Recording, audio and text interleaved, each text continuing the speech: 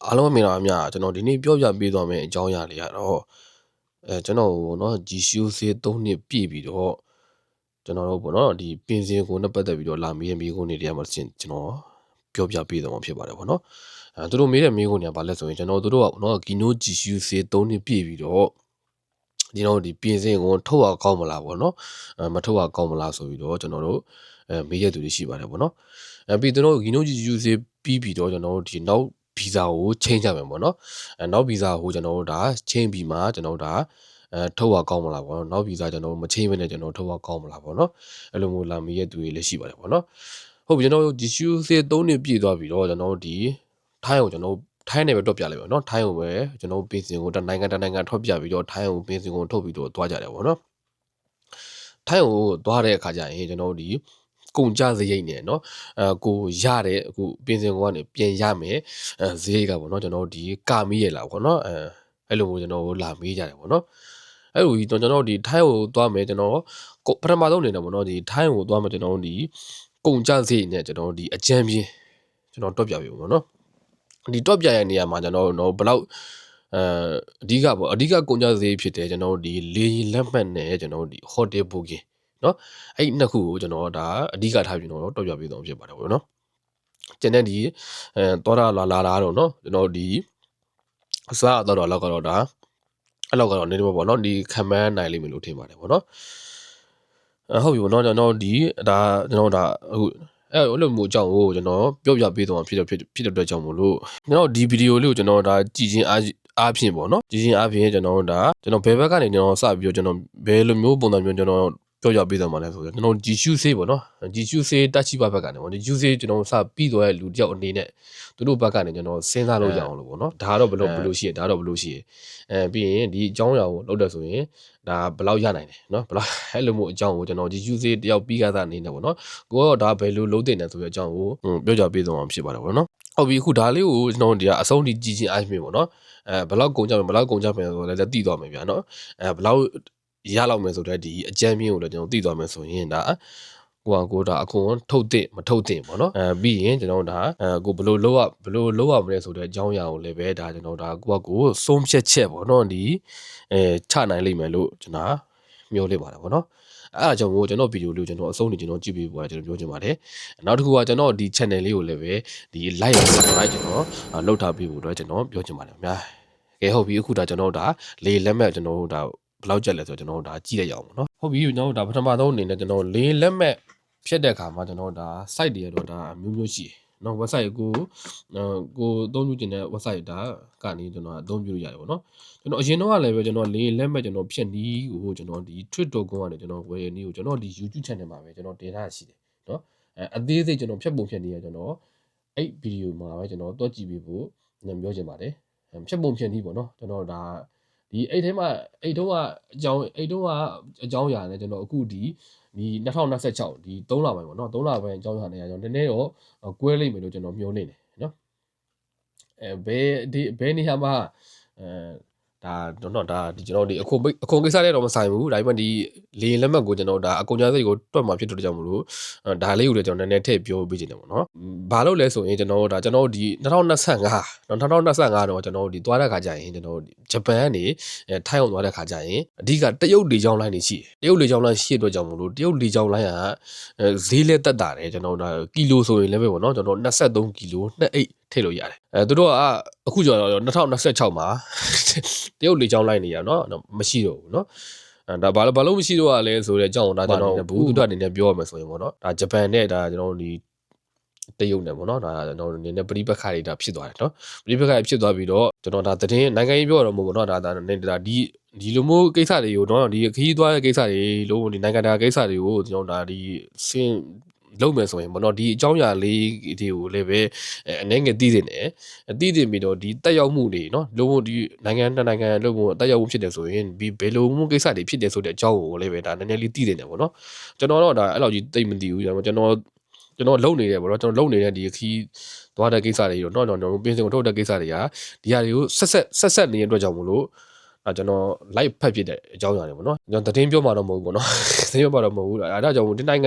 ံမဖြစ်တော့ဘူးနော်အစီမပြေတဲ့အတွက်ကြောင့်မလို့ဒါတရုတ် line တွေကိုသူတို့မသုံးတော့ဘူးเนาะတရုတ် line တွေလည်းမသုံးတော့ဘူးတရုတ်ပြည်ကလည်းပဲဒီဂျပန်ဟိုတဲ့ဟို line တွေကိုမပြေးတော့ဗျာမပြေးဆွဲတော့ဘူးเนาะမပြေးဆွဲတော့ပြီးတော့ဒီဘာလို့လဲဆိုရင်ပေါ့နော်ဒါနိုင်ငံတော့ဒါနိုင်ငံတော့မပြေးတော့ဗျာနော်မပြေးတော့ရဲ့အကြောင်းဒါဘာလို့မပြေးရလဲဆိုတဲ့အကြောင်းကိုတော့ဒါတခြားသတင်းတွေမှာမသိကျင်တယ်ဆိုရင်တော့ရှားဖတ်လိုက်ပေါ့ဗျာနော်အဲ့ဒီအင်းတော့ဆိုရင်ကျွန်တော်တို့ကိုရိုနာတွေဖြစ်တယ်ကိုရိုနာတွေဖြစ်တယ်ဆိုရင်လည်းဒီတော့ခီးသွားတဲ့အလုပ်တွေကပေါ့နော်ရက်တန့်သွားတယ်ရက်တန့်သွားတာဒီခုဒီနှစ်နိုင်ငံကဒါမသိမမြတ်ဖြစ်ပြီးတော့ကိုလည်းရက်တန့်သွားတယ်ပေါ့နော်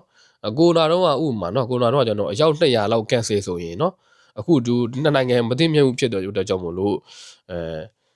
့နော်ဒါညီပိုင်းကိုတိုင်ပေါ့နော်ညီပိုင်းကိုတိုင်နောက်200ဆိုရင်နော်ကျွန်တော်တို့ဒါလောက်400လောက်ကိုနော်ဒီ cancel လုပ်ဖြစ်တာပေါ့နော်ဒီဂျပန်ကိုလေလာမဲ့တရုတ်ပြည်ကနေဂျပန်ကိုလေလာမဲ့သူတွေပေါ့နော်အဲ့လိုမျိုးလေလာမဲ့သူတွေဒါကိုညှို့နေသွားတယ်ပေါ့နော်ပြီးတော့နောက်တစ်ခုကပေါ့နော်ကျွန်တော်ဒီတရုတ်နှစ်တကူဆိုရင်တရုတ်တွေတော်တော်များများပေါ့နော်ဒီဂျပန်ကိုလာလေကြတယ်နော်လာလေရတယ်ဒါပေမဲ့အခုဒီနှစ်မှာဒါမရှိသလောက်ကိုဒါရှားတယ်ပေါ့နော်အဲ့တော့ကြောင့်မို့လို့ပေါ့နော်ဒါဒီတရုတ်လေကြောင်းလိုင်းရတော့မရှိတော့ဘူးမရှိတော့ကြောင့်မို့ကျွန်တော်တို့အတွက်နည်းနည်းလေးတော့ဒါဈေးပူကြီးနိုင်တယ်နော်ဈေးပူကြီးနိုင်ဘယ်လေကြောင်းလိုင်းတွေပဲရှိမလဲဆိုကျွန်တော်တို့ဒီ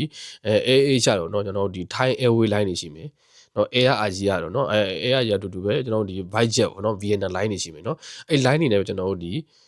Thai ကိုသွားဖို့အတွက်ဖြစ်လာတယ်ပေါ့နော်ဟုတ်ပြီနော်ဒါတော့ဒါအပူထပ်ပြောပြရပါတော့ဒါမကြိုက်ဘူးဆိုရင်လည်းကြော်လို့ရတယ်ဟောတာဒီနေရာပိုင်းလေးကိုကျွန်တော်ရှာတာကတော့ဒါပထမဆုံးအနေနဲ့ကျွန်တော်ဒီ Twitter ကိုကနေရှာတယ်နော် Twitter ကိုကနေရှာတာကိုမှကိုကြိုက်တဲ့လေရင်မတွေ့ဘူးကိုတော့တိတ်သဟတာတိတ်မဖြစ်ဘူးဆိုရင်ကျွန်တော် official website တွေကနေကျွန်တော်ရှာတယ်ဥပမာကျွန်တော်ဒီ Thai Airway ဆိုရင် Thai Airway application ရှိတယ်နော်အဲ့ဒီ application ကနေရှာတယ်နော်ဥပမာ Air Asia ဆိုရင်လည်းပဲ Air Asia application ရှိတယ်နော်အဲ့ဘက်ကနေကျွန်တော်ရှာတယ်နော်အဲ့လိုမျိုးရှာတယ်ပေါ့နော်ကိုနဲ့ဒါသဟတာဒါမကိုက်ခင်ပေါ့နော်ဒါကျွန်တော်အခုဒါရှာထားတဲ့ဘိုင်းရလေးပေါ့အကြောင်းရလေးပေါ့နော်ကျွန်တော်နာဂေါ်ယာနဲ့ပဲကျွန်တော်ရှာပြလိုက်မယ်နော်နာဂေါ်ယာနဲ့ပဲကျွန်တော်ရှာပြလိုက်မယ်ကျွန်တော်ဒီဘန်ကောက်ဆိုရင်လည်းကျွန်တော်ဒါဘန်ကောက်ဆိုရင်လည်းပဲဒါကျွန်တော်2မျိုးရှိတယ်ဘန်ကောက်မှာကျွန်တော်2မျိုးရှိတယ်ကျွန်တော်ဒီစူနာဖုန်မီလေးစိတ်ရကျွန်တော်ဒီဒူးမောင်းလေးစိတ်ရှိတယ်နော်အဲ့လိုမျိုးရှိတယ်ကိုကဈေးသက်သာရတဲ့လေးစိတ်ကိုနဲ့သဟတာဖြစ်မဲ့ဟာပေါ့နော်ရွေးချယ်ပြီးဖြစ်ပေါ့နော်ကျွန်တော်လောလောဆယ်ကျွန်တော်ဒါဓာတ်ရိုက်လီရင်ကိုကျွန်တော်ရှာပြလိုက်မယ်ဗျာနော်ဒါဒူးမောင်းနေပဲကျွန်တော်ရှာပြလိုက်မယ်သွားများတာတော့ဒါစူနာဖုန်မီလည်းကျွန်တော်သွားများတယ်နော်အဲ့လိုမျိုးလည်းရှိတယ်လေးလည်းမထုံးစံတိုင်းပဲကျွန်တော်ဒါကတ်ဖြစ်တယ်ဆိုရင်ဈေးကြီးရယ်နော်အခုလိုမျိုးကျွန်တော်3လပိုင်းရောက်နေဆိုရင်5လပိုင်းလောက်ကိုဖြတ်တာတော့ကျွန်တော်ဒီ6လပိုင်းလောက်ကိုဖြတ်တာလို့ဆိုရင်ဈေးအနည်းငယ်တက်တာတယ်နော်ဈေးသက်တာလေပေါ့ဗျာနော်ထုံးတာတော့ကျွန်တော်စူနာဖုန်မီကိုကျွန်တော်ဒါရွေးချယ်လိုက်မယ်နော်နှစ်ခါဖြတ်ပြမယ်ဗျာနော်ရှာပြမယ်နော်ဟိုကျွန်တော်ဒီ9လပိုင်းကနေ19ရက်နေ့တယောက်ရှာလိုက်မယ်နော်ဒါဆိုကျွန်တော်ဓာတ်ရိုက်လေးနော်ဒီ Thai Airway ဆိုတာဒီ Thai အဲ့လေကြောင်းလိုက်အောင်နော် Thai လေကြောင်းလိုက်နော်စူနာဖုန်မီမှာသူကအစင်းတယ်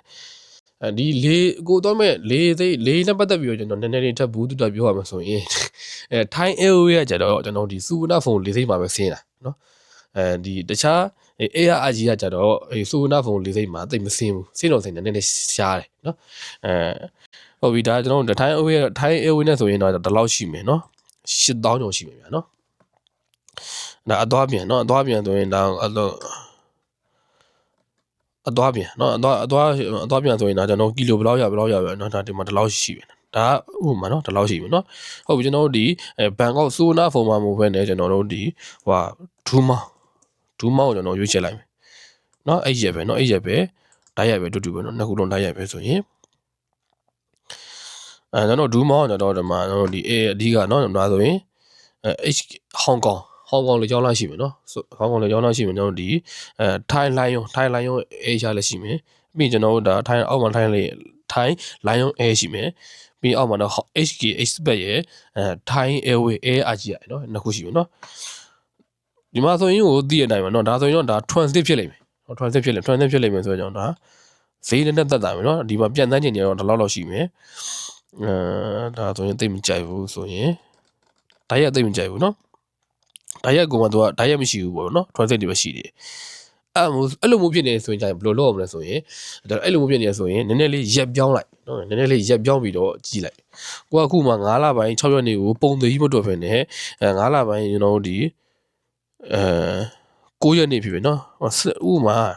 လင်းလည်းမဖြတ်တဲ့ခါကျရင်လည်းနည်းနည်းကိုကနည်းနည်းနက်ဖို့ကကြတော့ဘာလဲဆိုရင်ဒီအလူတွေအသွားအမြတ်တဲ့ရက်တွေနော်စနေတနင်္ဂနွေဆိုရင်တော့ဒါသိချဖို့အသွားအမြတ်ပါပဲနော်ဟုတ်တယ်မလားပုံမှန်ရက်တွေနဲ့ဆိုင်နော်အဲ့လိုမျိုးရက်တွေကို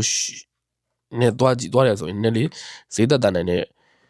လက်မှတ်တွေထွက်ကောင်းထွက်နိုင်တယ်နော်ဆိုတော့ဖုန်းမဖွင့်နေတော့ဒီ PKK ဒူမောင်ချကြည့်လိုက်မြန်နော်နည်းလေးရက်ကိုနည်းလေးလွှဲပြီးတော့ဖြစ်လိုက်ပြီနော်အဲ့လိုဆိုရင်ဘယ်လိုဖြစ်မလဲဆိုရင်ကြည့်လိုက်ပါမရှိဘူးနော်မရှိဘူးဖြစ်တဲ့အတွက်ကြောင့်မို့လို့ဒီကကျွန်တော်ဒါ next stop ဘောနော် recommend ပေါ်မှာလည်းရှိရဘောနော် recommend cheapest ဈေးပေါ်ဆုံးဆိုရင်ဒါဆိုရင်ကျွန်တော်ဒါစောစောတော့ဆိုရင်ဒါ9000လောက်ရှိဒါဆိုရင်ဒီမှာကျွန်တော်ဒါ diamond ရွေးလိုက်မယ်နော်ထားလိုက်တော့နော်Okinawa မှာစီးရမှာတိတ်တော့မကြိုက်သေးဘူးနော်တိတ်တော့မကြိုက်သေးဘူးဆိုရင်နည်းနည်းလေးရက်ကိုနည်းနည်းရှေ့တိုးနောက်ဆုတ်လို့နည်းနည်းလေးတစ်ချက်လုပ်ကြည့်ပါနော်ဟိုမှာစကွန်ဆက်လုပ်ကြည့်မယ်ချို့ဟာကြောက်လည်းပဲဒီဒူမောင်းလေစိတ်ကကျွန်တော်တို့ဒါလေနေနဲ့ရှားတယ်နော်စူနာဖုန်းဒူမောင်းနေကျွန်တော်တို့ဒါရှင်တဲ့ခါကျရင်စူနာဖုန်းလေစိတ်ကကျွန်တော်တို့ဒါလေပူများတယ်အဲ့ဒါလေးလည်းရှိတယ်နော်ဒါထားပါတော့ဗျာနော်ဒါဆိုရင်ကျွန်တော်တို့ဒါကြိုးဖြတ်တဲ့ပုံစံမျိုးနဲ့ပဲကျွန်တော်တွက်လို့ရအောင်တွက်ပြလိုက်မယ်နော်ဟိုမဟုတ်ပြီဒါ10,000လောက်ရှိမယ်ဗျာနော်10,000လောက်ရှိမယ်ဒါ economic ကျွန်တော်ဒါဒါလည်း economic ပဲဒါ recommended နော် recommended ပြရဆိုတာဒါဘာလဲဆိုရင်ဒီမှာရှိရဘာcancel လုပ်တဲ့ခါကျရင်ဒါ free နော်chain ဥမာကိုကလေနောက်ကျသွားတယ်ကျွန်တော် chain လို့ရတယ်ဆိုရင်ဒါ free ပေါ့နော်ဒီဘက်ကလေ recommend နော်ဒီဘက်ကဒါ economic ပဲနော်ဒီဘက်ကဟာကိုဖြစ်တယ်ဆိုရင်နော်ဒါ review ပြန်မရဘူးနော် review ရေးပဲဒါပြန်မရဘူးပေါ့နော်ပြန်မရတော့နော် refund တွေပဲနော် refund တွေပဲပြန်မရနိုင်ဘူး non refund တွေပဲနော်ပြန်မရနိုင်ဘူးဒါဆိုရင်ဒီကောင်ဆိုရင်ကျတော့ဒါ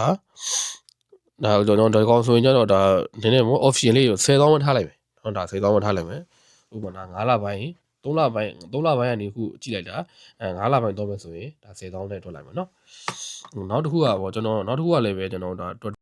ဟိုတယ် booking တွေကကျွန်တော်တွက်လိုက်မယ်ဟိုတယ် booking ကကျွန်တော်အမြဲတမ်းကျွန်တော် Agoda ပေါ့နော် Agoda တွေကနေပဲကျွန်တော်အမြဲတမ်းဖြတ်ပြီးတယ်ကျွန်တော်လည်းပဲတွက်တဲ့ခါကျရင် Agoda ပဲရပဲဖြစ်တယ်နော်ဒီ Agoda ဆိုတဲ့ဒီ software ကလည်းပဲနော် Agoda ဆိုတဲ့ software ကလည်းပဲနော်ဒီဖုန်း application မှာရှိရနော်အဲ့ဖုန်း application ကနေလည်းကျွန်တော်ဒါဖြတ်လို့ရတယ်နော်ကျွန်တော်ဒါအားလုံးမြင်သာအောင်လို့ကျွန်တော်ဒီ password ကိုလည်းကျွန်တော်ပြလိုက်တာဖြစ်တယ်နော်ဒီ Agoda website ထဲဝင်နေဖြစ်တယ်ဗျာကျွန်တော် Agoda နဲ့ပဲဖြစ်တယ်နော်ဒီမှာဆိုရင်ပေါ်လာပြီနော်ဒီမှာဆိုကျွန်တော်ဒါကအင်္ဂလိပ်လိုတော့စတင်ကျွန်တော်တော့လောလောဆယ်အင်္ဂလိပ်လိုပြောင်းလိုက်မယ်နော်အင်္ဂလိပ်လိုတစ်ချက်ပြောင်းကြည့်လိုက်မယ်နော်ဥပမာကိုတဲချင်တဲ့ဟိုတယ်နော်ကိုတဲချင်တဲ့ဟိုတယ်ဒီမှာတော့ဒီမှာဒီရိုက်ရှာလိုက်မယ်ဗျာနော်ကျွန်တော်ဒါဘန်ကောက်ဆိုရင်ဘန်ကောက်ပြသိရမှာနော်ကျွန်တော်ဒီဘန်ကောက်ပဲထားလိုက်မယ်နော်ဘန်ကောက်ကျွန်တော်ဒါအများဆုံးတဲတယ်နော်ပတူနန်းမှာအများဆုံးတဲကြရလားပတူနန်းပေါ့နော်အဲ့မှာရိုက်ချလိုက်မယ်ဆိုရင်ပတူနန်း area ကိုရိုက်ချလိုက်မယ်ဆိုရင်ထွက်လာမယ်ကိုသွားမဲ့ရက်ကကိုသွားမဲ့ရက်နဲ့နော်ကိုဒီလေးလည်းမဖြတ်တဲ့ရက်နဲ့ဒီဟိုတယ်ပိုကင်းကတော့ကျွန်တော်ဒါကြိုက်အောင်တော့ဒါလုပ်ပါဗျာနော်ဆိုတော့ကျွန်တော်ဒီ9လောက်ကျွန်တော်ဒီလောက်ပဲထားလိုက်ပါနော်ဒါ one room ပေါ့ဗျာတို့မှာတယောက်ဆိုတော့တယောက်နော်တယောက်လုံးတော့တွက်ပြလိုက်မယ်နော်နှစ်ယောက်ဆိုတော့နှစ်ယောက်အဲ့လိုနှစ်ယောက်သွားတဲ့ခါကျရင်တော့ဒီဟိုတယ်တဲတဲ့ခါကျရင်တော့အခန်းကတော့နည်းနည်းတော့ပို့ပြီးတက်တာတော့ဗောနော်ဟုတ်ပြီကျွန်တော်တို့ဘတူနဲ့ပေါ့နော်ဒီအပေါ်ဆုံးဟာပဲဒါနည်းနည်းရွေးလိုက်ပါကျွန်တော်သိရနော်ပုံကြည့်လိုက်ပြသိရနော်ဒါတော့ရှင်းပါတယ်နော်ဈေးကြီးတဲ့ဟာကောင်းတယ်ပဲနော်ဈေးကြီးတဲ့ဟာကောင်းဟိုကြောင့်ပေါ့နော်ဘယ်လိုတော့ဘတူနန်စီတီပေါ့နော်ဘတူနန်ဥပမာဘတူနန်နဲ့မဟုတ်ဘဲနဲ့တော့ဒါတခြားနေရာပေါ့နော်ဥပမာချင်းပိုင်တော့ပါဆိုလဲချင်းပိုင်တော့အဲ့ချလိုက်တယ်ဆိုရင်ထွက်တယ်နော်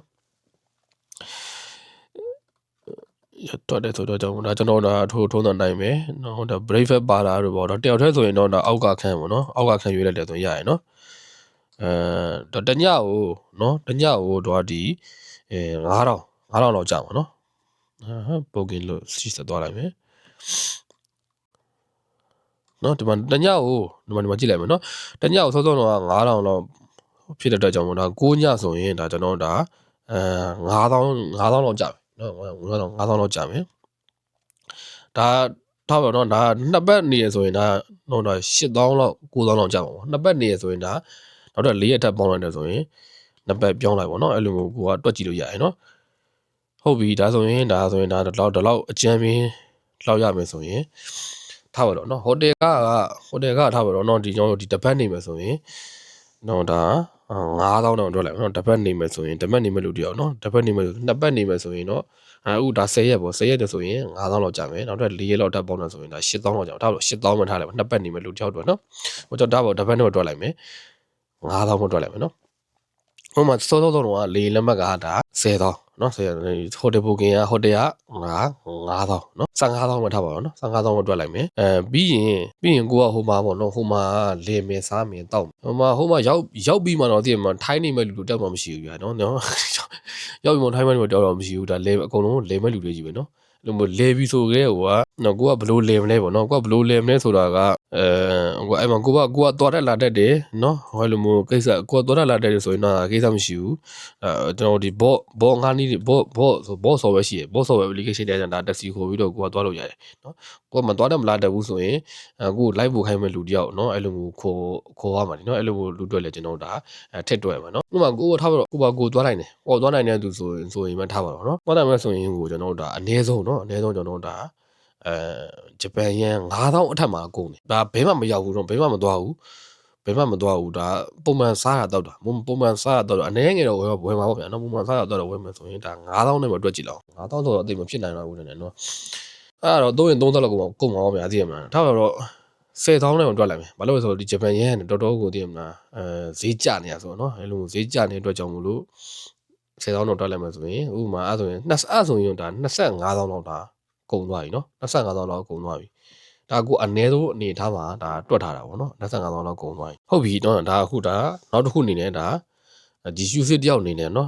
ဒါ3နှစ်ပြည့်တဲ့ခါကျရင်အခွန်ဘယ်လောက်လို့ရနိုင်လဲဆိုနော်အဲ့ဒါကိုကျွန်တော်အမှန်းချင်လောက်နော်ခက်မှန်းချင်လောက်ပေါ့နော်ကျွန်တော်ဒါတွက်ပြပေးမယ်ပေါ့နော်ကျွန်တော်ထဲမှာနောက်ထဲကိုအခွန်လာထုတ်တဲ့သူတွေရှိတယ်အဲ့အခွန်လာထုတ်တဲ့သူတွေထဲမှာနော်သူတို့ဒီ user 3နှစ်ပြည့်သွားတယ်ပြီးတော့3နှစ်စတိုက်က user ဖြစ်တော့တယ်ကျွန်တော်3နှစ်ကိုလုံးဝ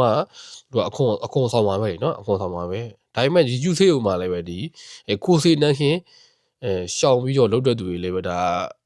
ါရှိတဲ့သူတွေရှိရနော်ဒါကတော့အုပ်စုအနှဲငယ်ပေါ့နော်ပြီးတော့ဒီ user တက်မှာလည်းပဲကျွန်တော်ဒီလာစာအရန်ကောင်းတဲ့သူတွေလည်းရှိတယ်နော်လာစာအရန်ကောင်းတဲ့လူတွေလည်းရှိတယ်လာစာနည်းတဲ့သူတွေလည်းရှိတယ်နော်အတိတ်တော့မတူနိုင်ဘူးကျွန်တော်ထဲမှာuser 3နှစ်ပြည့်ပြီးတော့နော်ကျွန်တော်တခြားဒီခါဆိုတိုးပေါ့နော်ခါဆိုတိုးတော့တစ်နှစ်နဲ့လောက်ထားတဲ့သူတယောက်ရှိရနော်သူဆိုရင်ဒါ4နှစ်စာပေါ့နော်4နှစ်စာလူတော်မှပြန်ကြလာတဲ့အခွန်က1080ကျော်လောက်ပဲကြတယ်နော်88,000ကြတယ်နော်ထားပါတော့90ပဲထားပါတော့နော်အဲ့လိုမျိုးလူတော်မှ90ပဲကြတယ်အဲ့လိုမျိုးလူကဒါ4နှစ်စာပေါ့နော်ဥပမာဒီယူစစ်3နှစ်စာကိုဖယ်လိုက်တယ်ဆိုရင်ဒီယူစစ်3နှစ်စာကိုပဲကျွန်တော်ဒါပုံမှန်လာစာရတဲ့သူတယောက်နော်လာစာများတဲ့သူတွေလာစာများလဲပဲနော်အဲ့လောက်ကြီးသိမကွာဘူးနော်ဒီကိုစိတ်တိုင်းကြီးဖြစ်တဲ့ပုံကြီးကသိမကွာရတဲ့အတွက်ကြောင့်မို့လို့လာစာများလဲပဲကျွန်တော်ဒါဥပမာလာစာနည်းတဲ့သူဆိုရင်ကိုစိတ်တိုင်းခင်ရနော်ဥပမာ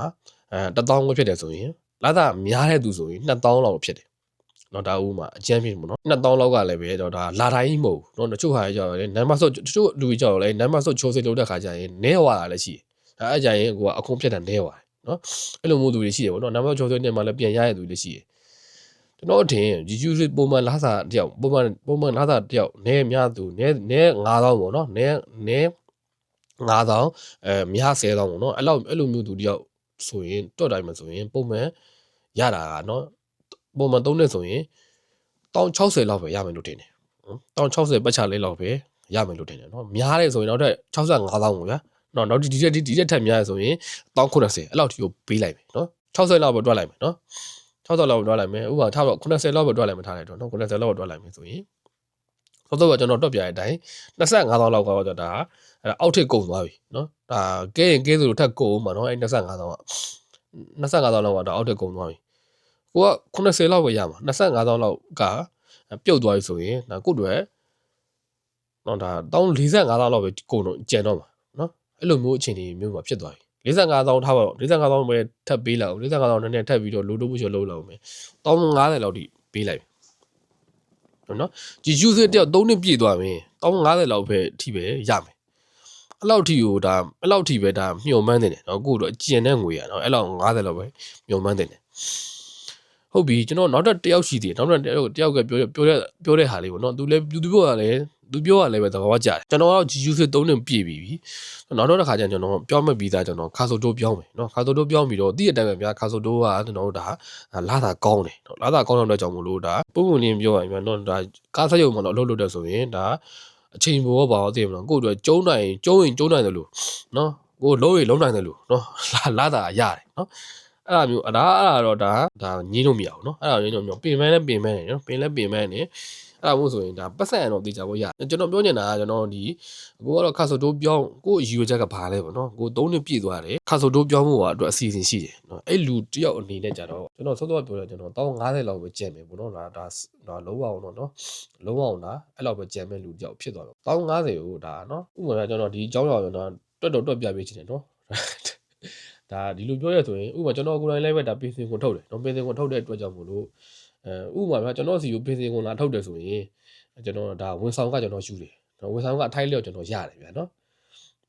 ဝန်ဆောင်ကအထိုက်လျော့တော့ဒါကျွန်တော်အသိမှာဒါဒီစီးပွားရေးအတွက်တွက်တဲ့သူတယောက်သားဆိုရင်နော်မင်းတို့ကထုတ်သွားထုတ်သိရမှာနဲတိုင်းများရသိရမလာ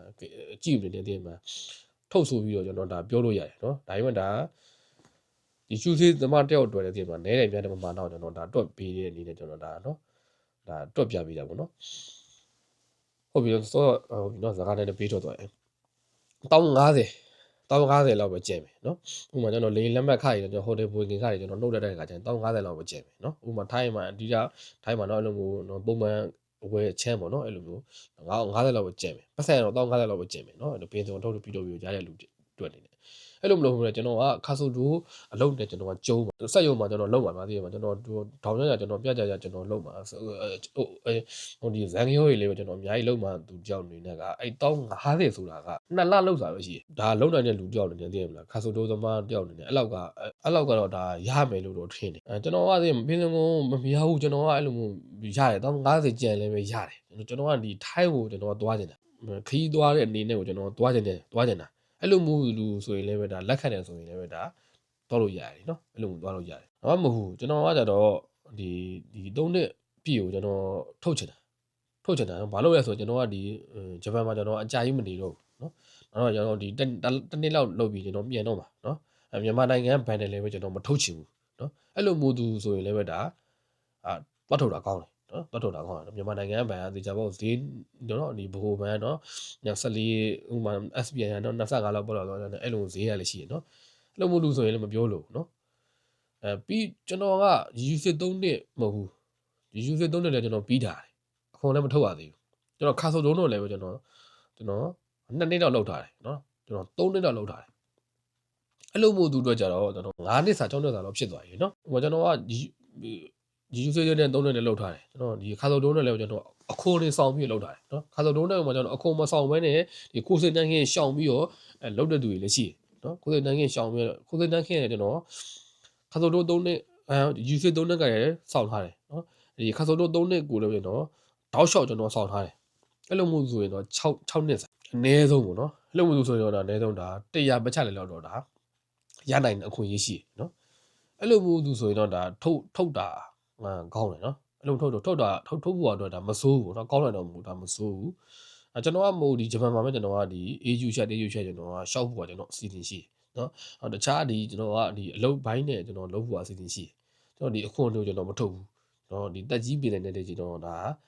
ယူမှာနော်တက်65နဲ့ပြည့်တဲ့ခါကျကျွန်တော်ဒီတက်ကြီးပြည်နေတဲ့ကျွန်တော်ပတ်စံပြန်ထုတ်ပြီးတော့ကျွန်တော်နေမှာပေါ့နော်အဲ့လိုမျိုးနေမယ်ဆိုရင်လည်းပဲဒါမထုတ်နဲ့နော်မထုတ်နဲ့ဒါ10နှစ်ကျော်သွားဆိုပြီးတော့သူဒီတက်ကြီးပြည်နေဝင်သွားပြီးတော့ဒီပတ်စံကအဲ့တော့ဒါနောက်ပိုင်းပေါ့နော်အဲ့နောက်ပိုင်းခဏတယ်အဲ့တော့မဟုတ်ဒီပတ်စံကိုကျွန်တော်ကထုတ်ချင်တာနော်အဲ့လိုမျိုးဆိုရင်လည်းပဲဒါထုတ်တာကောင်းတယ်နော်ဟုတ်ပါတယ်နော်အဲ့လိုမျိုးလေးရရှိရနော်ဒါကျွန်တော်ဒါစဉ်းစားဖို့အတွက်ပေါ့ကျွန်တော်ဒါပြောပြပေးတဲ့သဘောမျိုးပေါ့နော်ကျွန်တော်တော့မဟုတ်ဘူးကျွန်တော်ကမဟုတ်ဒီဂီတုံးကြီးယူစေးပြောင်းပြီးတော့ကျွန်တော်ဒီတခုတေးကျွန်တော် issue ကိုကျွန်တော်ဖြည့်ထားတယ်ကျွန်တော် issue ကိုကျွန်တော်လုပ်ထားတယ်အဲ့လိုမျိုးသူဆိုရင်တော့ဒါတခုတေးကြီးတော့ issue ကိုပဲဒါရောရှိဘူးဒါရှေ့ဆက်သွားသေးတယ်နော်ဒါနဲ့ပတ်သက်ပြီးတော့ကျွန်တော်ဒီခါဆူဒိုးနဲ့ပတ်သက်ပြီးတော့ကျွန်တော်အနေငယ်ကျွန်တော်ထပ်ပြီးတော့ပြောပြပေးချင်တာလည်းရှိတယ်ပေါ့နော်ခါဆိုတိုဗီဇာကြတော့ဒါကျွန်တော်ဒါအကြောင်းအမျိုးမျိုးကြောင့်ပေါ့နော်ဒီမြန်မာနိုင်ငံပြည်လို့မရဘူးဆိုတော့ဒါပုံစံမျိုးနဲ့တော့ဒါထုတ်ပေးထားတဲ့တော့ဒါဗီဇာဖြစ်တယ်ပေါ့နော် ဒီဗီဇာနဲ့ပတ်သက်ပြီးတော့ကျွန်တော်သိခဲ့တယ်ပေါ့နော်အကြောင်းအရာလေးကိုကျွန်တော်ဒါじゃမျှဝေပေးပါပေါ့နော်ကျွန်တော်တို့ဒီလာဝကပေါ့နော်လာဝကကနေမှာကျွန်တော်တို့ဒီကုမီယာကြီးတွေကိုလိုက်ပြီးတော့ကျွန်တော်တို့ဒါပြောပြပေးတဲ့သူတယောက်ရှိပါတယ်နော်ပြောပြပေးတဲ့ကျွန်တော်တို့ဟွာရှိတယ်ပြောပြပေးတဲ့ကျွန်တော်တို့ဒီရှေ့နေဆိုတဲ့တယောက်ရှိတယ်နော်အဲ့ရှေ့နေကဘာပြောလဲဆိုရင်နော်မြန်မာခါဆိုတို့တွေလည်းပဲနော်ကျွန်တော်တို့ဒါဖြည်းဖြည်းချင်းပေါ့နော်ဒီဒီဆိုလိုအိုဝါးတွေပေါ့နော်အဲ့လိုမျိုးအခြေအနေအကြောင်းအရာတွေလည်းဖြစ်နိုင်တယ်လို့သူကပြောတယ်ပေါ့နော်သူပြောတဲ့စကားကိုကျွန်တော်ဒါယုံတယ်ပေါ့နော်ယုံတယ်ပေါ့နော်ဘာလို့ပြောရလဲဘာလို့ယုံတာလဲဆိုရင်ပေါ့နော်ဒီလူကရှောက်ပြောနေတဲ့လူလည်းမဟုတ်ဘူးနော်ဥပမာသူပြောတဲ့စကားတစ်လုံးပေါ့နော်သူကလည်းပြီးတော့သူကဒီကျွန်တော်တို့ဒီအခုမီယာကြီးတွေကိုသူကလှည့်ပြီးတော့နော်ဒီဘယ်နိုင်ငံသားနဲ့ပတ်သက်ပြီးတော့ဘယ်ဗီဇာကတော့ဘယ်လိုဖြစ်နေပြီနော်ဘယ်ဗီဇာတော့ဘယ်လိုဖြစ်နေပြီးဆိုရဲအကြောင်းပြောပြအကြံပေးတဲ့သူလည်းဖြစ်တယ်ပြီးရင်ကျွန်တော်တို့ဒီအခုမီယာကြီးဆိုရင်ဘယ် license တွေရှိရနော်ဘယ်ဗီဇာထပ်ပို့တော့မယ်အဲ့ဗီဇာကိုပေါ်တော့မယ်ဆိုရင်ကျွန်တော်တို့ဒီဘယ်ဘာလို့ပါဆိုရဲသူကရှိနေဗျာနော်အဲ့ရှင်းနေတယောက်ကပြောရတဲ့ကြောင့်မလို့ကျွန်တော်ဒီစကားကကျွန်တော်ကျွန်တော်ယုံတယ်ပေါ့နော်ကျွန်တော်ယုံတယ်ဒီလိုမျိုးပြောတော့တဲ့ကြောင့်မို့ဒါအတိုက်ခံလဲဒါဖြစ်သွားနိုင်တယ်ပေါ့နော်ကျွန်တော်ဒါကျွန်တော်ဘာလို့လဲဆိုပြီးကျွန်တော်သူ့ကိုကျွန်တော်ဆက်မိလိုက်တယ်ဘာလို့ပြောမှလဲဘာလို့ပိတ်မှလဲပေါ့နော်ပြောတဲ့အခါမှာမြန်မာနိုင်ငံမှာပေါ့နော်သူကဒီတကယ်ဒုက္ခရောက်နေတဲ့သူတွေလေတကယ်ရှိတယ်နော်တကယ်ဒုက္ခရောက်နေတဲ့သူတွေတကယ်ရှိတယ်တကယ်ဒုက္ခမရောက်ဖဲနဲ့ပေါ့နော်အဲ့လိုဟိုနော်ပုံမှန်ပေါ့နော်ပုံမှန်လေဘက်နေတဲ့နေရာတွေလည်းရှိရပေါ့နော်ပုံမှန်လေဘက်နေရာရှိရပြောချင်တာကတော့ဒီတကယ်စိတ်ဖြစ်နေတဲ့နေရာတွေလည်းရှိရတကယ်စိတ်မဖြစ်ဖဲနဲ့တခြားပေါ့နော်ဒီရှိုးဝဲကျင်းပနေတဲ့နေရာတွေလည်းရှိရနော်ဒါကတော့သိတဲ့အတိုင်းပေါ့နော်ဒါကတော့ကိုလည်းသိမှာပေါ့နော်သတင်းတွေမှာတော့တက်နေပေါ့နော်အဲ့လိုမျိုးလူတွေပတ်သက်မြပေါ့နော်ဒီမြန်မာနိုင်ငံသားဖြစ်တယ်ဆိုပြီးမြန်မာနိုင်ငံသားပတ်သက်မြဒီနိုင်ငံပြန်လို့မရတော့ဘူးဒီဖြစ်နေတဲ့ဆိုပြီးဒီဗီဇာကိုပဲဒီမှာဒီခုံချကြတယ်ပေါ့နော်ဒီဗီဇာကိုပဲဒီမှာတော့ဒါယူကြရလို့ပြီးသူကပြောတယ်ပေါ့နော်အဲ့လိုမျိုးတစ်ချက်ပြောတယ်ပေါ့နော်ပြီးတော့ပေါ့နော်ဒီအမေရိကမှာလည်းပေါ့နော်သူကအမေရိကမှာလည်းပေါ့ဒီလိုမျိုးနိုင်ငံရေးခိုးလုံဝင်ဗီဇာတွေလည်းပဲမပေးတော့ဘူးဆိုပြီးတော့ဒါပြောတယ်ပေါ့နော်အဲ့လိုမျိုးတက်ရောက်မှုတွေလည်းပဲရှိရတဲ့ကြောင့်မလို့ဒါဒီဗီဇာပေါ့နော်ဒီဗီဇာလုံးဝကြီးမပေးတော့တော့မဟုတ်ဘူးเนาะဒီတကယ်ဒုက္ခရောက်နေတဲ့သူတွေကိုဆိုရင်တော့ဒါဆက်ပြီးတော့ပေးနေမှာပဲเนาะဆက်ပြီးတော့ရှိနေဦးမှာဆက်ပြီးလုံးဝပျောက်ကွယ်သွားလိုက်မယ်ဆိုပြီးတော့သူပြောချင်တာမဟုတ်ဘူးတကယ်ဒုက္ခရောက်နေတဲ့သူတွေအတွက်တော့ဒါတကယ်ရှိဒီဗီဇာရှိနေဦးမှာပေါ့เนาะအဲ့လိုမျိုးပုံစံမျိုးပေါ့เนาะနောက်တစ်ခုကပေါ့เนาะသူပြောရတာကျွန်တော်နည်းနည်းလက်ခံတယ်တော့နည်းနည်းလက်ခံတဲ့အပိုင်းကဘယ်နေရာမှာကျွန်တော်လက်ခံသွားရလဲဆိုရင်တော့ဒီအမေရိကန်နဲ့ပေါ့နော်ဒီဂျပန်နဲ့ဒါဆက်ဆက်မှုတချို့ဒီပေါ်တော့ပြောကြတယ်နော်အမေရိကန်ကဒီမှာဒီမြန်မာတွေကိုဒီမှာဒီဗီဇာကိုမပေးတော့ဘူးဆိုပြီးတော့မပေးတော့ဘူးပေါ့နော်မပေးတော့ဆိုတဲ့အကြောင်းကိုသူကသတင်း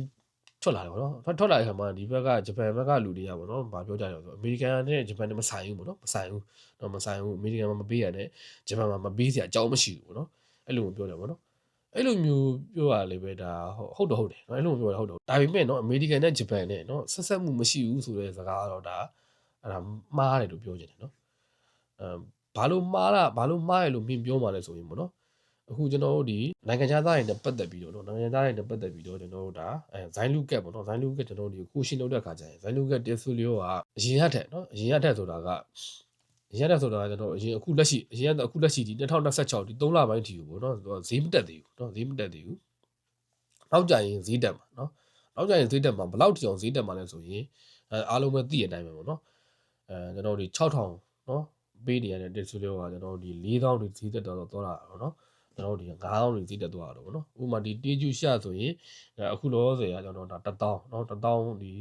တက်ဆူလီယိုပေးရ10,000လောက်ထိကျွန်တော်တို့ဒီဈေးတက်သွားမယ်ဆိုတဲ့အကြောင်းအရာတွေရှိရနော်နံပါတ်1ချက်နော်သူတို့ဘာလို့ဈေးတက်မှလဲဆိုတဲ့အကြောင်းအရာကိုသူတို့ကကျွန်တော်ထုတ်ပြန်တဲ့နံပါတ်1ချက်ကဂိုင်းကူချင်းတွေကနေရရနော်ဒီတက်ဆူလီယိုတွေနဲ့တူဒီတရားမဝင်နေထိုင်နေတဲ့သူတွေရှိရနော်တရားမဝင်နေထိုင်နေတဲ့သူတွေကိုသူတို့ကလိုက်ပြီးတော့ဖမ်းဖို့အတွက်နော်လိုက်ပြီးဖမ်းဖို့အတွက်ဒီစရိတ်ကိုဒီခိုင်းကူချင်းတွေရမယ်ပြန်ယူပြီးတော့ပြန်လိုက်ဖမ်းပါနော်အဲ့လိုမျိုးကတခုပြောတယ်ပေါ့နော်နောက်တစ်ခုကကြတော့ဒီအနောက်နိုင်ငံတွေနောက်နိုင်ငံတွေဆိုတော့နောက်နိုင်ငံတွေဆိုတဲ့အတိုင်းပဲအဲ့ထက်ပါလဲအမေရိကန်ပါသွားပြီပဲနော်ယူရိုတို့ပါတော့ပေါ့နော်အဲ့လိုမျိုးနိုင်ငံတွေမှာဒီနိုင်ငံခြားသားတွေရောတော့ဒီလိုမျိုးvalue ကပေါ့နော် အဲ့တိုင်းကဘယ်လိုခေါ်လဲလို့မသိဘူးကျွန်တော်ဒီကိုရှင်လုပ်တဲ့ခါကျရင်တောင်းနဲ့တက်ဆီတောင်းနဲ့နော်တက်ဆီရောကဂျပန်နဲ့ရှင်တဲ့ခါကျရင်ဂျပန်ကနဲတယ်အဲ့မှာအဲ့နိုင်ငံတွေမှာတောင်းတဲ့တက်ဆီရောကများတယ်နော်သူကအဲ့အချက်ကိုကြည့်ပြီးတော့ဒါသူလည်းပဲနော်ဒီနော်တာကိုက်ရှိဆိုးရတဲ့ချင်းသူတက်လာတယ်နော်တက်လာတဲ့ပုံမှာတက်လာတဲ့ပုံမှာဒါဒီကျွန်တော်တို့တက်ရောက်မှုရှိတယ်နော်တက်ရောက်မှုမရှိဘူးဆိုပြီးတော့လုံးဝပြောလို့မရအောင်တက်ရောက်မှုရှိရဆိုတဲ့အကြောင်းကိုကျွန်တော်ဒါအတင်းငယ်ကျွန်တော်သိသလောက်ပေါ့နော်ကျွန်တော်သိသလောက်ကျွန်တော်ဒါပြောချင်ပါတယ်ပေါ့နော်ဒါမဟုတ်ဒါနိုင်ခါဆိုတို့ကိုကျွန်တော်ပပြောက်စေချင်လို့တည်းမှာအဲ့လိုမျိုးပြောရတယ်မဟုတ်ဘူးကျွန်တော်ကိုယ်တိုင်လည်းခါဆိုတို့ပဲနော်အဲ့လိုမျိုးဖြစ်တော့တဲ့ကြောင့်မို့ဒါပြောချင်တာကဘာလို့ဆိုတော့ဒါဒီကိစ္စနဲ့ပတ်သက်ပြီးတော့ဒါဆက်ပြီးတော့ဒါပြောတဲ့သူမျိုးပေါ့နော်နောက်ကြရင်လည်းပဲနောက်2020ခွန်ကြရင်လည်းပဲနောက် EQC ရှူတူဗီဇာပေါ်လာမှာအဲ့ဗီဇာပေါ်လာတဲ့အခါကြရင်လည်းပဲ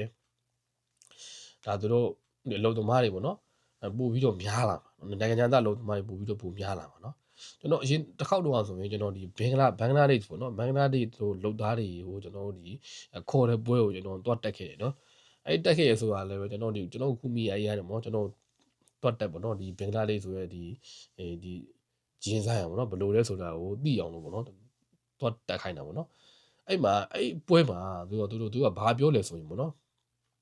သူတို့ဒီဘင်္ဂလားဒေ့ရှ်နော်ဒီဘင်္ဂလားအဲ့ပွဲမှာပြောတဲ့အကြောင်းအရာပေါ့နော်ဒီကတော့ဂျပန်နိုင်ငံထဲမှာနော်နိုင်ငံသားလှုပ်သားတွေမလုံလောက်ဘူးနော်လှုပ်သားအဓိကတော့နိုင်ငံသားရဲ့လို့မဟုတ်ဘူးနော်လှုပ်သားမလုံလောက်တာနော်လှုပ်သားမလုံလောက်တဲ့အတွက်ကြောင့်မလို့တို့ဒီနိုင်ငံပြည်မပေါ့နော်နိုင်ငံသားတွေကိုသူကအလုပ်ခန့်ပြီးတော့ခေါ်ခိုင်းပါနော်အဲ့လိုခေါ်ခိုင်းပါလို့ပြောလိုက်ပါနော်ခေါ်ခိုင်းမဲ့ခါမှာသူတို့ကမျိုးစဉ်းစားတယ်ပေါ့နော်အရင်တော့ဒါပထမဒီအတိုင်းပေါ့နော်တရုတ်စဉ်းစားတယ်တရုတ်ပြီးတော့အခုဒါကျွန်တော်တို့ဒါဘီယန်စဉ်းစားတယ်ပေါ့နော်ဘီယန်လည်းပဲသူပြောတဲ့အတိုင်းပဲဘီယန်လည်းပဲဒါသူကလည်းသူဒါတိုးတက်သူကလည်းသူရှေ့ဆက်လျှောက်နေပေါ့နော်အဲ့လိုဘီယန်သူကခန်းသောလောက်ကိုဖြစ်သွားတယ်နော်ဘီယန်ဘလောက်တိအောင်ခန်းသောလောက်ဖြစ်သွားလဲဆိုရင်ဘီယန်မှာရှိတဲ့လူငယ်တော်များများကတော့ဂျပန်ကိုမရောက်ဘူးတဲ့သူမရှိတဲ့လောက်ကိုဖြစ်သွားတာနော်မရောက်ဘူးတယ်ဂျပန်ရောက်ဘူးတယ်အလုံးနဲ့မဖြစ်ဖြစ်တော့ဒါအကြောင်းနိုင်မဖြစ်ဖြစ်ကျွန်တော်ဒါရောက်ဘူးတဲ့သူတွေဖြစ်သွားတယ်နော်ဘီယန်နဲ့တည့်တဲ့အတိုင်းပဲသူ့နဲ့သူတိုးတက်နေနော်အဲ့လိုနိုင်ငံဖြစ်တယ်နော်ပထမဒုတိယအဲ့နဲ့ပထမတရုတ်ဒုတိယကျွန်တော်တို့ဘီယန်ဒီဂျားထဲမှာလည်းနိုင်ငံသေးသေးလေးလည်းပြောသွားသေးတယ်နော်ဥပမာထိုင်းတို့ဘာလို့ပြောသွားသေးတယ်နော်ထိုင်းကတော့ဒါသိတဲ့အတိုင်းပဲနော်အခုဂျပန်ထက်တောင်မှနော်ဂျပန်တော့သူက level လောက်ကိုသူကဒီဘန်ကောက်ပေါ့နော်အဓိကဘန်ကောက်ပေါ့နော်တနိုင်ငံလုံးတော့မဆိုးလို့တနိုင်ငံလုံးတော့မဆိုးလို့ဘန်ကောက်မှာရှိတဲ့တိုးတက်ချက်နဲ့ကျွန်တော်တို့ဒီဂျပန်မှာရှိတဲ့နော်အဆောက်အဦတွေပါရကစားနော်သူတို့ဒီနိုင်ငံသားလက်ပတ်နေရပုံစံမျိုးတနိုင်ငံလုံးနဲ့ဆိုရင်တော့ဟုတ်တယ်ထိုင်းကဂျပန်ရဲ့နောက်မှရှိသေးတယ်နော်ဘန်ကောက်တစ်မြို့တည်းလောက်ဘန်ကောက်တစ်မြို့တည်းနဲ့ဆိုရင်တော့ဒါသူဂျပန်လောက်နီးသူပြေးနေရပါတော့အဲ့လောက်ပြေးနေရလို့ကျွန်တော်မြင်နေပေါ့နော်ဒါကျွန်တော်အမြင်တစ်ခုလေးပေါ့နော်ပြီးတော့ဒီအဓိကတော့ဒီ Thai back နော် Thai back ကလည်းပဲတော့တဖြည်းဖြည်းချင်းဈေးကတက်တယ်ပေါ့နော်ဈေးကကောင်းတယ်ပေါ့နော်ဂျပန်ရဲ့တဖြည်းဖြည်းချင်းဈေးကျတယ်ပေါ့နော်အဲ့ဒါလေးရှိတယ်ပေါ့နော်အဲ့ဒီလည်းပဲရှိရတော့ကြောင့်မို့ထိုင်းကလူတွေကတော့တိတ်မလာဘူးเนาะပြီးတော့ဒါတော့ဖိလစ်ပိုင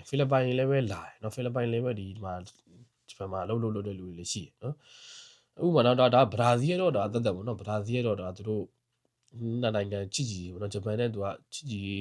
်ပုံစံမျိုးနိုင်ငံရှိတော့ကြောင့်ဗရာဇီးကတော့သူလာတယ်ဗရာဇီးလာရဲဆိုရင်เนาะဗရာဇီးကဘယ်လိုပုံစံနဲ့လာလဲဆိုတော့ဂျီရှုစင်းတော့မလာဘူးเนาะဗရာဇီးကဂျီရှုစင်းနဲ့ဘယ်တော့မှမလာဘူးเนาะအဲ့ဒါတော့ထားရတော့เนาะဂျီယူသေးတို့ပါတော့နဲ့ပတ်ဝန်းကျင်ကိုပြောတာပေါ့နော်အဲ့မှာတော့မြန်မာကိုကြည့်တယ်ပေါ့နော်ထုံးစံတိုင်းမြန်မာတို့နိုင်ငံရေးမကောင်းတာပါတော့ထွက်မြရတယ်ပါဖြစ်တော့ကြောင့်မို့လို့မြန်မာလည်းပဲဒီလုံသားခေါ်လို့မရတော့ဘူးနော်အဲ့ကြောင့်မို့လို့ဒီမြန်မာရဲ့ဘေးမှာရှိတယ်ကျွန်တော်ဒီဘင်္ဂလားဒေ့ရှ်ပေါ့နော်ဘင်္ဂလားဒေ့ရှ်ကိုသူကကြည့်တယ်ပေါ့နော်အဲ့ဘင်္ဂလားဒေ့ရှ်အဲ့ကြောင့်မို့ဘင်္ဂလားဒေ့ရှ်ကိုသူကြည့်တယ်ပေါ့နော်အဲ့ဘင်္ဂလားဒေ့ရှ်ကနေကျွန်တော်ဒီ202030လောက်မှာနော်လူပေါင်းကျွန်တော်အမြောက်အများနော်အမြောက်အများဆိုတာကဘယ်လောက်ထိအောင်လဲဆိုရင်လူပေါင်း2000လောက်ထိနော်လူပေါင်း2000လောက်ထိသူကဂျပန်နိုင်ငံကိုသူကလုံသားတင်သွင်းမှဆိုပြီးတော့အဲ့ပွဲမှာပြောပါတယ်ပေါ့နော်သူပြောလုံတဲ့ပွဲရတယ်ပဲပေါ့နော်ကျွန်တော်ဒါဘယ်လိုပြောရမလဲ online နေသိရမလားဟိုကြပြောက်ကချွတ်ပြီးသွားတဲ့ပွဲမျိုးမဟုတ်ဘူးဘယ်လိုပွဲမျိုးလဲဆိုရင်ဂျပန်တစ်နိုင်ငံလုံးဆိုတာကကျွန်တော်ဒီအထက်ဥမာအထက်ဟိုးမှာရှိကျွန်တော်တိုကျိုကနေနော်တိုကျိုမှာလောက်တယ်အဲ့လိုပွဲရအဲ့လိုပွဲဆိုတာအခုလိုမျိုးဒီလောက်သားတွေအများကြီးခိုက်မဲ့ဆိုတဲ့အကြောင်းပေါ့နော်ပြောသွားတဲ့ပွဲရနော်တိုကျိုမှာလောက်တယ်ဟိုဒီနာဂိုယာမှာလောက်တယ် အိုဆာကာမှာလည်းလုပ်တယ်နော်ပြီးအဲ့ဖူကူကာမှာလည်းလုပ်တယ်တနိုင်ငံလုံးမှာလည်းလုပ်တယ်လုပ်တဲ့နေရာလည်းဘယ်လိုနေရာလဲဆိုရင်ကျွန်တော်ဒီနော် international နော်ကျွန်တော်ဒီခိုကူဆိုင်ခိုရီးစက်တာဆိုတာရှိအဲ့မှာလုပ်တယ် international ပွဲမှာလုပ်တာနော်အဲ့လိုမျိုးလုပ်ပွဲမှာလုပ်တဲ့စကားနော်ပွဲမှာလုပ်တဲ့အကြောင်းအရာဖြစ်တဲ့ကြောင့်မို့လို့ဒါတကယ်ကိုဖြစ်လာမှာပဲဆိုတာကိုကျွန်တော်တို့ဒါယုံကြည်လို့ရတယ်နော်အဲ့လိုမျိုးယုံကြည်လို့ရတဲ့ကြောင့်မို့လို့အဲ့လိုမျိုးအကြောင်းအရာလေးတော့ရှိပါတယ်လို့ပြောချင်ပါတယ်နော်ကျွန်တော်ပြောတာတွေကဒါနည်းနည်းတော့ဒါများသွားလိမ့်မယ်နော်တခြားဒီသတင်းအနေပါကျွန်တော်ဒါရောသွန်းပြုံးပြီးတော့ပြောသွားတာအတွက်ကြောင့်မို့လို့ဘယ်လိုမျိုးလဲရှုပ်ထွေးသွားတယ်ပေါ့နော်ကျွန်တော်ဒါအားလုံးကိုကျွန်တော်အဆုံးထိကြည့်ပြီးအတွက်အားလုံးကျွန်တော်ဒါကျေးဇူးတင်ပါတယ်